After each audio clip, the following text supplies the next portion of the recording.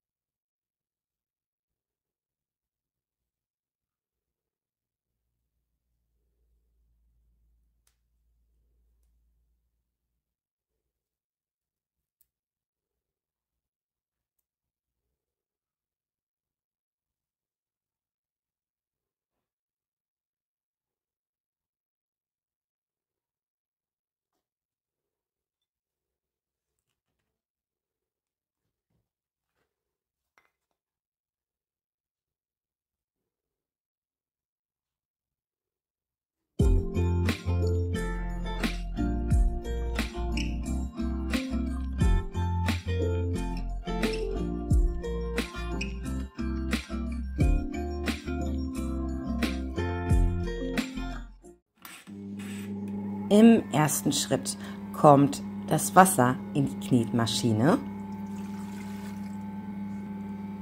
dann die Hefe, das wird dann kurz verknetet und dann kommt anschließend das Mehl hinzu und natürlich das Salz. Ich habe es leider vergessen aufzunehmen, aber Salz ist auch mit drin. Alle Mengenangaben schreibe ich wie immer unten in die Beschreibung. So. Der Teig wird dann ungefähr 10 bis 15 Minuten geknetet, bis die Konsistenz so ausschaut. Nicht abschrecken lassen, der Teig, der ist ziemlich klebrig, aber nach dem Dehnen und Falten wird sich das ändern. So, dann brauchst du eine Schüssel oder eine Tupperdose, die wird dann gut eingefettet. Dann kommt der Teig hinein.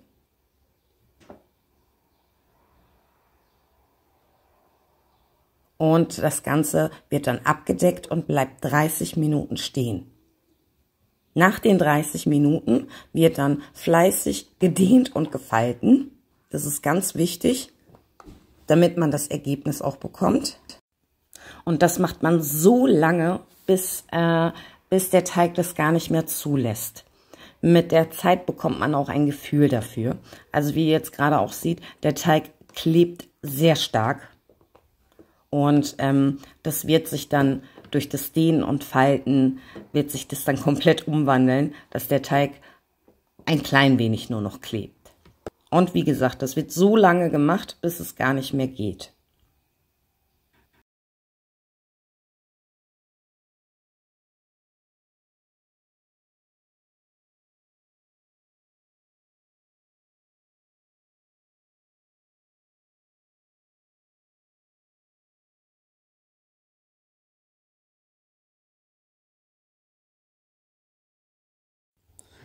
So, wenn du dann damit fertig bist, kommt dann ein Deckel drauf, damit der Teig nicht abtrocknet. 30 Minuten später wiederholst du diesen Schritt. So schaut das übrigens nach 30 Minuten aus. Und dann wird wieder fleißig gedehnt und gefalten, bis er sich nicht mehr dehnen und falten lässt.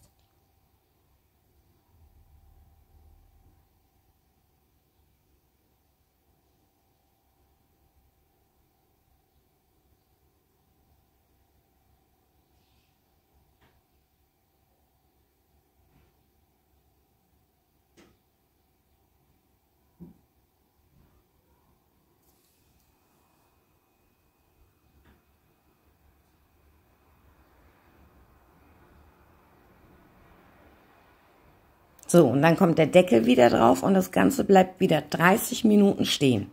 Nach 30 Minuten Wird dann das letzte Mal gedehnt und gefalten. So schaut der Teig übrigens aus. Wie ihr das jetzt gerade erkennen könnt, der Teig, der klebt so gut wie kaum noch.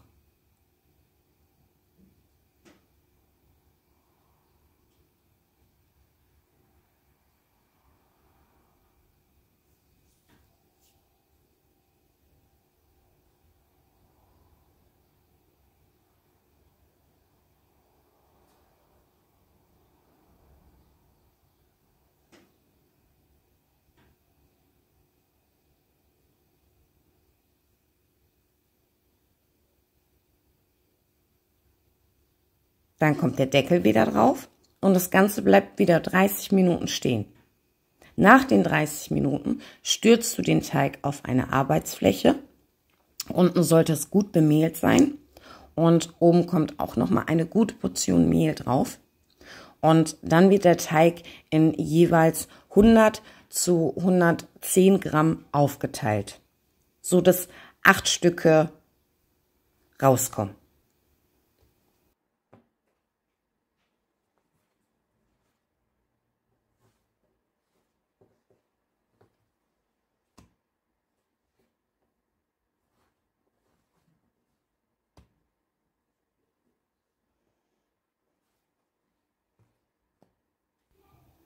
So, wenn der Teig dann portioniert ist, in jeweils 8 Stücke, wird das Ganze geformt. So wie ich das jetzt gerade mache.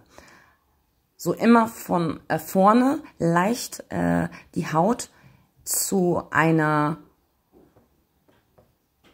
Schneckeform, würde ich sagen. Leicht andrücken. Und dann jeweils so immer in den Teig ziehen. So dass es dann so ausschaut. Leicht andrücken, ziehen und immer wieder in den Teig drücken. Und das machst du dann mit allen 8 Stücken, wird es gemacht, und bleibt dann jeweils für 30 Minuten wieder stehen.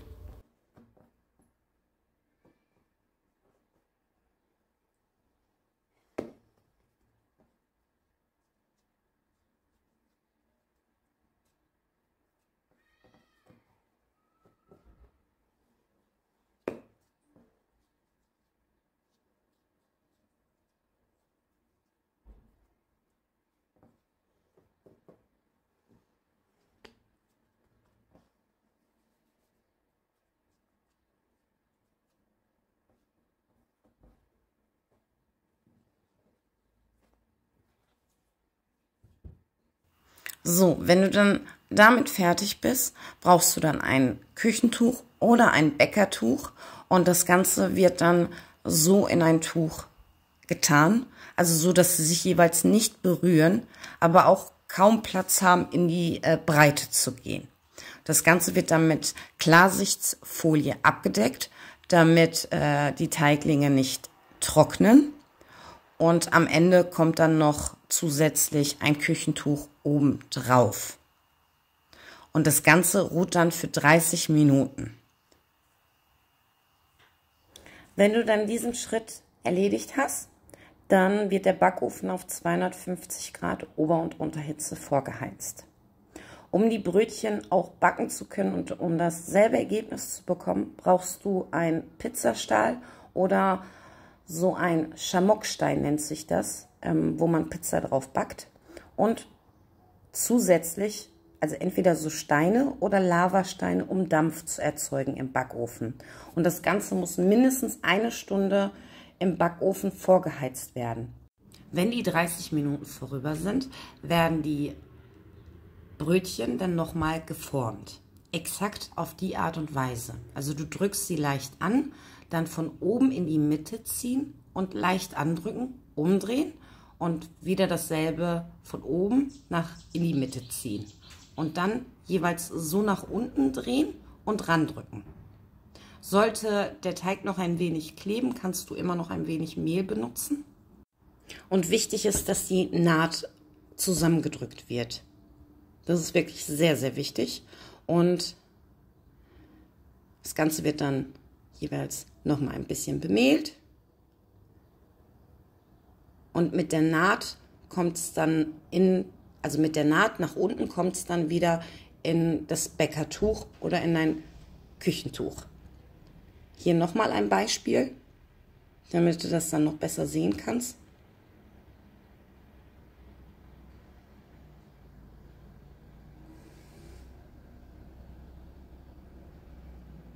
Die Naht wird zusammengedrückt.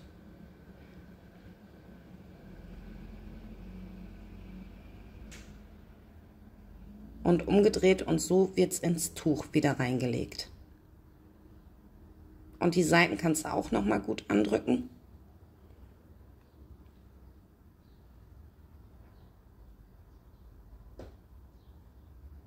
Und das machst du dann mit allen Teiglingen nach und nach und legst sie dann so in das Tuch und das Ganze ruht dann wieder für eine halbe Stunde. Und exakt dieser ganze Vorgang mit, da wo man das dann zweimal macht und jeweils für 30 Minuten wartet, nimmt genau eine Stunde Zeit und in der Zeit hat der Backofen Zeit, um die Temperatur zu erreichen und der Pizzastahl wird auch die perfekte Temperatur haben. Nach den 30 Minuten brauchst du also entweder so ein Gitterrost oder halt ein Backblech könntest du nehmen, umgedreht und jeweils Backpapier oben drauf, damit du das Ganze dann auch einfach in den Backofen schieben kannst. Ich habe jetzt so ein Gitterrost, wo eigentlich normalerweise meine Brote abkühlen, benutzt. Und ja, das reicht vollkommen aus.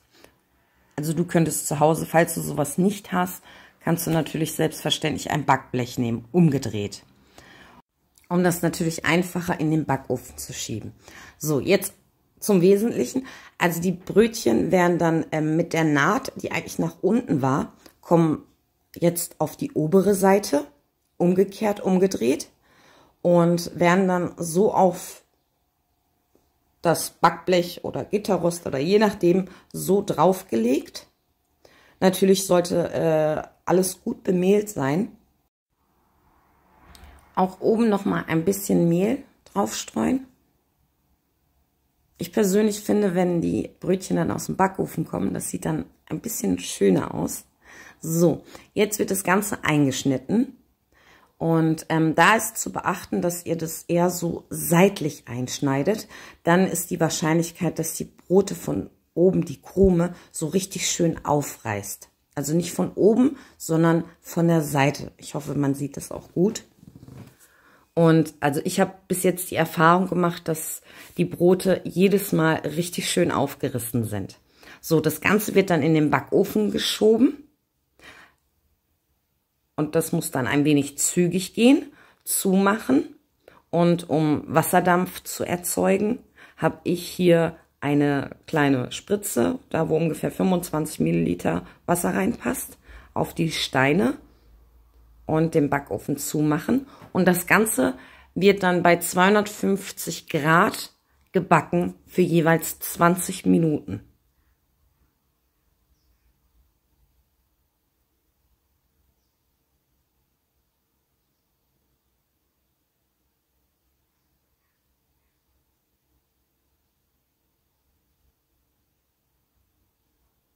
Nach 20 Minuten ist das Ganze auch schon fertig. So schaut das Ganze aus. Sie sind wirklich unglaublich gut geworden. Es ist eine riesengroße Freude, wenn man sie dann aus dem Backofen rausnimmt. Also zumindest bei mir. Und man könnte sie jetzt schon so heiß noch belegen und essen. Und falls dir das Video bis hierhin gefallen hat, dann vergiss mir nicht, einen Daumen da zu lassen, nach oben natürlich. Und ja, falls du neugierig geworden bist auf viele andere tolle Rezepte, dann noch gerne ein Abo und bis zum nächsten Mal. Und vielen Dank fürs Zuschauen.